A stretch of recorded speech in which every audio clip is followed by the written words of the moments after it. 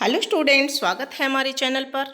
आज हम आपके लिए लेकर आए हैं हिंदी सुमन भाग 2 कक्षा 4 के लिए हिंदी की पाठ्य पुस्तक।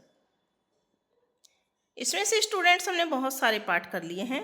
आज हम करने वाले हैं पाठ 5 मेरा गांव, जो कि आपके 26 नंबर पेज पर दिया हुआ है। तो देखिए, मेरा गांव एक कविता है।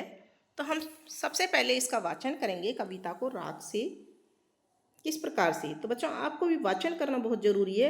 एक तो वाचन करने में मात्राओं का ध्यान रखना जरूरी है और कविता को कविता के हिसाब से वाचन करना चाहिए। तो सबसे पहले हम इसको वाचन करके देखते हैं। इंद्रधनुष से पंख पसारे पंछी गाते गुनगुन गुनगुन, सांझ सकारे गायों के दल दौड़े जाते रुंझुन रुंझुन, टेंटे तोता कुहू कोयलिया, चींची चिड़िया चुनमुन चुनमुन, हो हा हा हू ही, टन टन छुट्टी की धुन। खेतों में इठलाता गेहूं, मुस्काता है सरसों के संग, चना गुलाबी पगड़ी पहने बना है दूल्हा भरे उमंग, अंबर के आंगन में बादल बजा रहे ढब ढोल मृदंग, सौंधी महक झूमता सावन और मचलते फागुन के रंग। घर घर घर आते ट्रैक्टर दौड़ रहे खेतों की ओर, उड़ी पतंगे तितली जैसी खींच रही चरखी से डोर, गुल्ली डंडा कुश्ती कबड्डी और कहीं खो खो का शोर, सहज सी मीठी नटखट चंचल मेरे गांव की प्यारी भोर। मेरे गांव की प्यारी भोर, भोर यानी सुबह, यानी कि मेरे गांव की जो भोर है, मेरे गांव का जो दृश्य है वो इस प्रकार से होता है।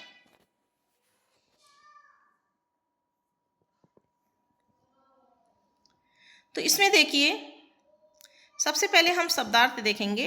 तो यहाँ जो पैराग्राफ है स्टार्टिंग का, मेरे गांव से इंद्रधनुष से पंख पसारे, यहाँ से लेकर के टन टन छुट्टी की धुन, यहाँ तक कठिन शब्दार्थ हैं। इंद्रधनुष मतलब 7 रंगों वाला धनुष जो बारिश के बाद दिखता है। पंख पसारे मतलब पंख फैलाकर। गुनगुन मधुर स्वर में गाना। सांझ सकारे शाम और सुबह, सांझ यानी शाम और सकारे यानी सुबह। रुंझुन छन छन या खनखन जैसी आवाज़। कोयलिया कोयल, धुन मतलब आवाज़। इसका सरलार्थ है, इस जो पैराग्राफ को हमने पढ़ा था इसका सरल अर्थ हम देखते हैं। कवि बताता है कि गांव का दृश्य बहुत सुंदर है। जब बारिश के बाद इंद्रधनुष निकलता है तो ऐसा लगता है जैसे इंद्रधनुष पक्षियों के समान पंख फैला रहा हो। पक्षी मधुर गीत गुनगुनाते हैं। सुबह और शाम गांव की गलियों में गायों के समूह दौड़ते हैं तो उनके पैरों की आवाज़ रुंझुन की तरह गूंजती है। तोता मैना चिड़िया कोयल सभी अपनी अपनी मधुर आवाज़ों में संगीत गाते हैं। घंटी की टनटन, बच्चों के छुट्टी होने की आवाज़ से बच्चे प्रसन्न होकर हो हल्ला करते हैं। फिर अगला पैराग्राफ है, खेतों में इठलाता गेहूं से लेकर के फागुन के रंग तक। तो इसके हैं इठलाता मतलब मस्ती से लहराता, पगड़ी मतलब सिर पर बांधा जाने वाला कपड़ा, उसको पगड़ी कहते हैं। उमंग खुशी या उत्साह। ढप ढोल मृदंग का मतलब है पारंपरिक वाद्य यंत्र, ये बजाने के काम आते हैं। महक यानी खुशबू। और फागुन बसंत ऋतु का जो महीना होता है, होली वाला समय, उसको फागुन ऋतु कहते हैं। फागुन का मास कहते हैं, नहीं महीना कहते हैं। और इसका अर्थ है, कविता के अनुसार गांव के खेतों में गेहूं की बालियां हवा में झूमकर मस्ती कर रही हैं और सरसों के पीले फूल मुस्कुरा रहे हैं। चना ऐसा प्रतीत होता है मानो गुलाबी पगड़ी पहनकर कोई खुशी से दूल्हा बन गया हो। आसमान में बादल ऐसे लग रहे हैं जैसे ढप ढोल और मृदंग बजा रहे हों। और खेतों में सावन की शुद्ध खुशबू फैली हुई है और फागुन के रंग बिरंगे रंग खिल रहे हैं। फिर अगला पैराग्राफ है, घर घर घर्राते ट्रैक्टर से लेकर मेरे गांव की प्यारी भोर, यहाँ तक। तो इसमें जो कठिन शब्द हैं इस प्रकार से हैं, घर्राते यानी गूंजते आवाज़ करते, ची यानी पतंग उड़ाने वाला उपकरण जो चरखी होती है, खो खो एक प्रकार का देसी खेल, नटखट यानी शरारती, चंचल यानी चुलबुला और हंसमुख, भोर यानी सुबह। ठीक है, अब इसका भावार्थ देखते हैं। कवि ने इस पद में गांव की सुबह का सुंदर दृश्य प्रस्तुत किया है। घरों से ट्रैक्टर खेतों की ओर गूंजते हुए जा रहे हैं। बच्चे तितली जैसी रंग बिरंगी पतंगे उड़ा रहे हैं और चरखी की डोर से पतंग संभाल रहे हैं। वे गुल्ली डंडा, कुश्ती, कबड्डी और खो खो जैसे देसी खेल खेलते हुए शोर मचाकर प्रसन्न होते हैं। गांव की सुबह बहुत प्यारी, नटखट, शरारती जिसका मतलब होता है और चंचल होती है और सहज सी मीठी लगती है। अब है अभ्यास कार्य। वर्तमान में आपके परिवेश में कौन कौन सी फसलें हो रही हैं? तो यहाँ उत्तर देखिए इसका। वर्तमान में हमारे परिवेश में गेहूँ, जौ, चना, सरसों, मसूर, मटर, आलू और अलसी आदि फसलें हो रही हैं। आपके परिवेश में कौन कौन से वृक्ष, पशु एवं पक्षी दिखाई देते हैं? तो हमारे परिवेश में पीपल, बरगद, नीम, कीकर, आम, अमरूद, अनार, बेर आदि के पेड़ हैं। गाय, भैंस, बैल, भेड़, बकरी, ऊंट, घोड़ा, गधा आदि पशु हैं। चिड़िया, तोता, कबूतर, लोमड़ी, कमेडी, मोर, कोयल, कौवा और बगुला आदि पक्षी हैं। ठीक है ना। और यहाँ इसको कीकर कर लीजिए, कीका की जगह कीकर। फिर है गांव के जीवन और शहर के जीवन के बारे में चर्चा करें। गांव के व्यक्तियों का जीवन सरल, शांत एवं प्राकृतिक वातावरण से युक्त होता है। वे सादा जीवन, उच्च विचार के सिद्धांत पर चलते हैं। शहर के व्यक्तियों का जीवन व्यस्तम, तेज एवं अत्याधिक आधुनिक सुविधाओं से भरपूर होता है एवं भीड़ भरा वातावरण होता है।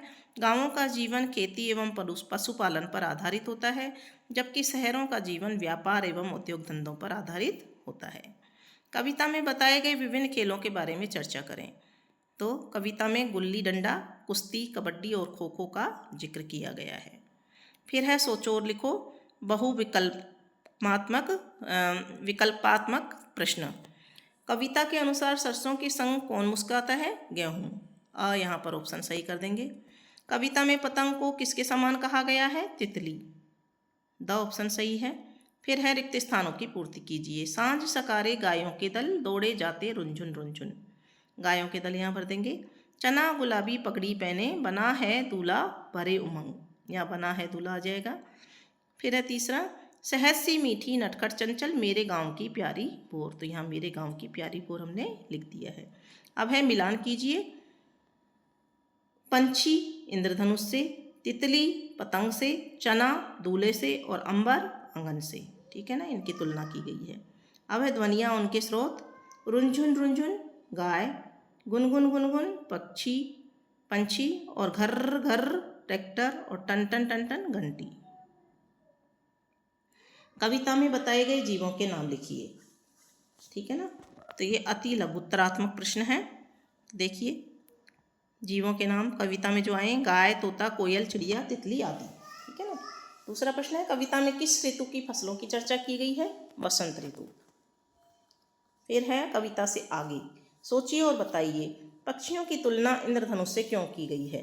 तो यहाँ उत्तर देखते हैं।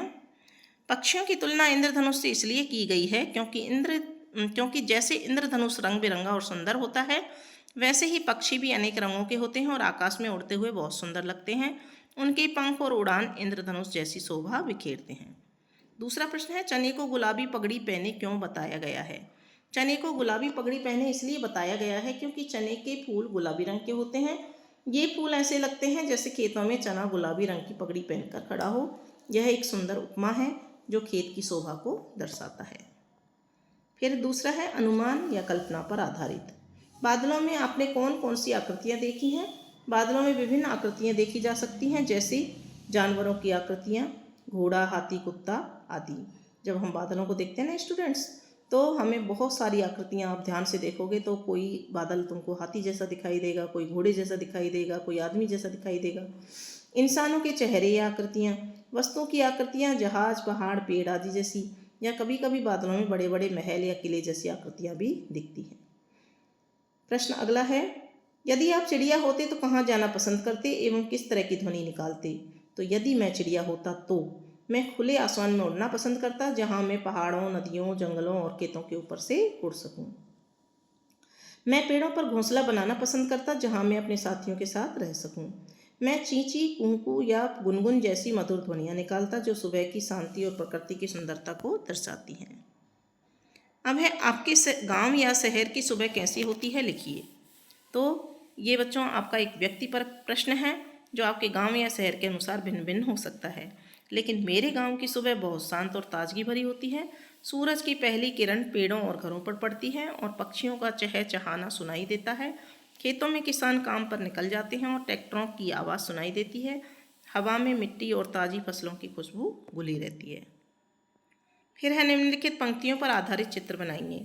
इंद्रधनुष से पंख पसारे, पंछी गाते गुनगुन गुनगुन। इस पंक्ति पर आधारित चित्र में एक रंगीन इंद्रधनुष होगा जिसके नीचे पक्षी अपने पंख फैलाए उड़ रहे होंगे और खुशी से गुनगुना रहे होंगे। तो इसका चित्र देखिए, इस तरह से ये इंद्रधनुष का चित्र और इसके नीचे पक्षी उड़ रहे हैं। आप अपने अनुसार इसको चेंज करके भी बना सकते हैं। फिर दूसरा है चना गुलाबी पगड़ी पहने बना है दूल्हा भरे उमंग। इस पर आधारित चित्र में चने के पौधे को एक दूल्हे के रूप में दर्शाया जाएगा जिसने गुलाबी रंग की पगड़ी पहनी है और वह उमंग से भरा होगा। यह एक लाक्षणिक चित्र होगा। तो यहाँ देखिए चने का हमने पेड़ बनाया है जिसमें एक फूल को दर्शाया है कि वो पगड़ी पहन करके कैसे खड़ा है। फिर है चर्चा कीजिए। निम्नलिखित पर चर्चा कीजिए। आपके परिवेश में होने वाली फसलों और उनकी ऋतुओं पर चर्चा कीजिए। खरीफ की फसलें जो कि मानसून यानी वर्षा के दिनों में होती हैं, चावल, बाजरा, ज्वार, मक्का, सोयाबीन, मूंगफली, कपास। ये फसलें आमतौर पर जून जुलाई में बोई जाती हैं और सितंबर अक्टूबर में काटी जाती हैं। दूसरी प्रकार की फसलें हैं रबी की फसलें जो सर्दियों में होती हैं। गेहूं, चना, सरसों, जौ, आलू। ये फसलें अक्टूबर नवंबर में बोई जाती हैं और मार्च अप्रैल में काटी जाती हैं। फिर है जायद फसलें जो गर्मी में होती हैं। सब्जियां जैसे कि ककड़ी, लौकी। फल जैसे तरबूज। ये फसलें रबी की और खरीफ के बीच में जो छोटा अंतराल होता है उसमें बोई जाती हैं। अगला प्रश्न है कविता में आई हुई ध्वनियों के अलावा आप परिवेश में सुनाई देने वाले अन्य ध्वनियाँ और को कौन सी ध्वनि पसंद है और क्यों। तो अन्य ध्वनियाँ हैं वाहनों की आवाज़, मोटरसाइकिल, कार, बस कोई भी हो सकती है। घंटी की आवाज़ जिसमें मंदिर और साइकिल स्कूल की हो सकती है। लोगों की बातचीत करने की आवाज़ और हंसने की आवाज़। निर्माण कार्यों की आवाज़ यदि आसपास में निर्माण कार्य चल रहा हो तो। और पालतू जानवरों की आवाज़ जैसे कुत्ते का भौंकना, गाय का रंभाना। ठीक है ना। और पसंदीदा ध्वनि कौन सी है। मुझे बारिश की बूंदों की आवाज़ सबसे ज़्यादा पसंद है।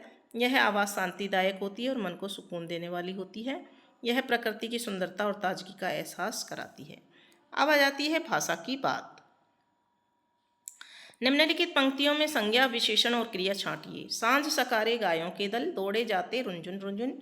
चना गुलाबी पगड़ी पहने बना है दूल्हा भरे उमंग। घर घर घर्राटे ट्रैक्टर टोर रहे खेतों की ओर। उड़ी पतंगे तितली जैसी खींच रही चरखों की चरखी से डोर। तो यहाँ संज्ञा है गाय, दल, चना, पगड़ी, दूल्हा, उमंग, ट्रैक्टर, खेतों, पतंगे, तितली, चरखी और डोर। और विशेषण है सांझ सकारे, गुलाबी, भरे, घर घर घर्राते जैसे। क्रिया है दौड़े जाते, पहने, बना है, दौड़ रहे हैं, खींच रही है। अगला प्रश्न है निम्नलिखित शब्दों में प्रयुक्त ध्वनि से मिलते जुलते शब्द बनाइए। छाँव छाँव गाँव, ठाँव पाँव। छप, टप, धप, थप। चटक, मटक, गटक, फटक, झनक। ठीक है। नीचे दिए गए शब्दों के विपरीत अर्थ बताने वाले शब्द लिखिए। हंसना का विपरीत अर्थ वाला रोना, सांझ का सुबह और मीठी का कड़वी। नीचे दी गई सब कविता को पूरा कीजिए और इस तरह शब्दों को जोड़कर नई पंक्तियां बनाएंगे। मरुधर रो श्रृंगार खेजड़ी, जीवन रो आधार खेजड़ी। सगला धन रे पाछे भागे, खेत खेत में सोलर लागे। स्वार्थ की इन अजब दौड़ में, कटगी बेसुमार खेचड़ी। ठीक है ना। यहाँ खेजड़ी शब्द यहाँ हमने भरा है। फिर है व्याकरण प्रकरण समझ विकसित करने हेतु शिक्षक विद्यार्थियों के साथ चर्चा कर आवश्यकता अनुसार सहयोग करें। ये आपके शिक्षक के निर्देश हैं। नीचे दी गई कविता को पूरा करने के लिए रिक्त स्थानों की पूर्ति और नई पंक्तियां इस प्रकार हैं। मरुधर रो श्रृंगार खेजड़ी, जीवन रो आधार खेजड़ी। सगला धन रे पाछे भागे, खेत खेत में सोलर लागे। स्वार्थ री इन अजब दौड़ में, कटगी बेसुमार। और नई पंक्तियां हम इसके अनुसार बनाएंगे तो वो कौन सी होंगी। पर्यावरण री रक्षा करनी आहे मारी जिम्मेदारी। आवन वाली पीढ़ियां खातिर बचावा अपनी हरियाली। ये हमने नई पंक्तियां इसमें बना दी हैं। और इसी के साथ में स्टूडेंट्स आपका ये चैप्टर भी पूरा हो जाता है। तो आगे के चैप्टर देखने के लिए स्टूडेंट्स आप हमारे चैनल को सब्सक्राइब ज़रूर कीजिए और दोस्तों के साथ शेयर भी कीजिए। वीडियो को लाइक कीजिए और कमेंट बॉक्स में लिख करके बताइए कि आपको यह कविता कैसी लगी।